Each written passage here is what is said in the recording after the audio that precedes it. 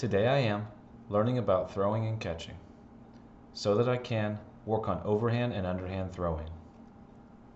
I'll know I've got it when I can use all the correct mechanics when throwing. Hey guys, Coach Shapley again. I'm here to talk to you about some more throwing and catching. The second one we're going to talk about now is called overhand throwing and catching. Okay? We always start with underhand because that's usually the beginning phase, and then we move right into overhand throwing. Okay? Overhand throwing has a few more mechanics. Remember, mechanics is that fancy way of talking about those different components that go up to making the movement. Okay? Overhand throwing, there's same sections, throwing and catching. We're going to start with throwing. I have a poster, skills poster for this as well. Okay? The very first one talks about side to target. So that's a little confusing. In underhand throwing, we talked about belly to target. So if I'm throwing to the camera, if I'm throwing to you, I face you, not in overhand. In overhand, I turn sideways and I point my shoulders to my target. Now there's two ways I can do this. I can face this way and throw to you, or I could face this way and throw to you, because my side is still pointing to you.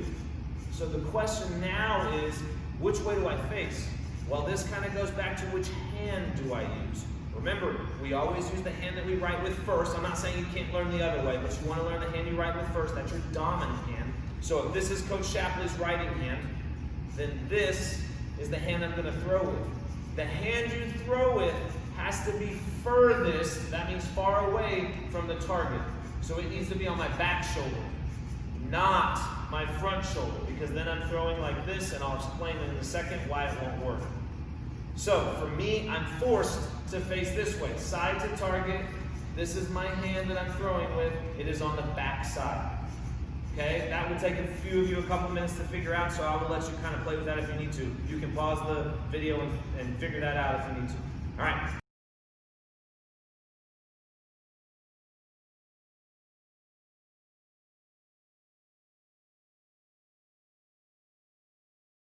Moving on, the second component says hand by ear. Now, what that means is, I don't want your hand right by your ear. What we mean is parallel with your ear. And that's a big word, but parallel just means it's at the same level as your ear. We want you to get your elbow up. A lot of us kind of glue our elbow to our side. This is not good throwing mechanics. So, hand by ear means get your elbow up. So if I am side to target, and I'm going to actually throw this way so you can see me. So I'm throwing this way. Okay? I have my side to target, hand by ear, that means level, elbow up. Okay? And I'm good right now. Now, the next component, I actually wrote it in because it wasn't actually in our skills poster. These posters are a little old, they haven't been redone yet, so I had to write it in. The next one says body like a T. So now, for those of you that are still learning your letters, you got to think what a T looks like. But a T should be a straight line and a big one, like a capital T, okay? And a line across it. So right as you're throwing, and it happens for a split second, a very short second, your side to target, because I'm throwing this way, remember, hand by ear, elbow up, body like a T. And it happens for a split second. The next one is step with the opposite foot. If I'm throwing with this hand, what foot do I step with? The foot that's on the opposite side of my body. So this one. If I was throwing this one that way, then I would step with the opposite foot. Okay? So earlier when I said I couldn't have my front arm facing you to throw and step with the opposite foot, it's because I would be stepping away from you throwing this way. And that doesn't work out. Okay? So, I'm still throwing this way. Side to target, hand by ear, body like a T, step with the opposite foot. Okay? Next component, it talks about rotate trunk. Your trunk is the upper part of your body. If you're at home or in your chair, you can rotate your trunk slightly like this. Don't elbow anybody or hit anybody, but this is your trunk. It's the twisting part of your body. Your body in overhand throw, it has to twist. If it doesn't twist, it won't work in throwing. You'll kind of throw across your body and your arm will run out of space. So, side to target, because I'm throwing this way. Hand by ear, that means elbow up. Body like a T, step with the opposite foot, rotate trunk. I'll face you and do the same thing. Side to target, hand by ear, body like a T, step with the opposite foot, rotate trunk. Okay, because I'm throwing at you now.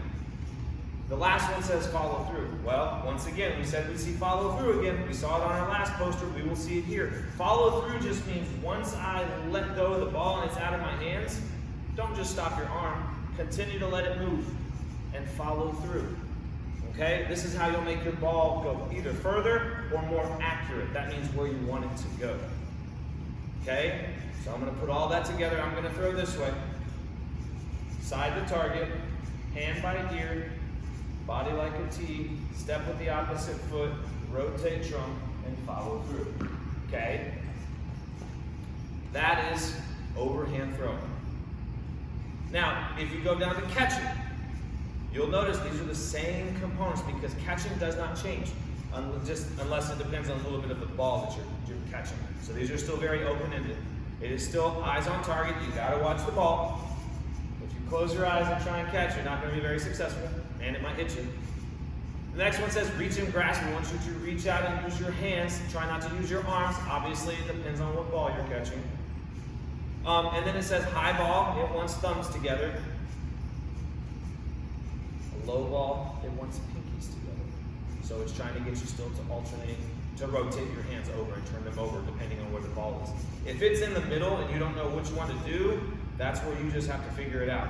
That's kind of a little bit of a learning process with catching. You might have to bend down, stand up kind of thing, but those are all the things that you will work on this learning catching.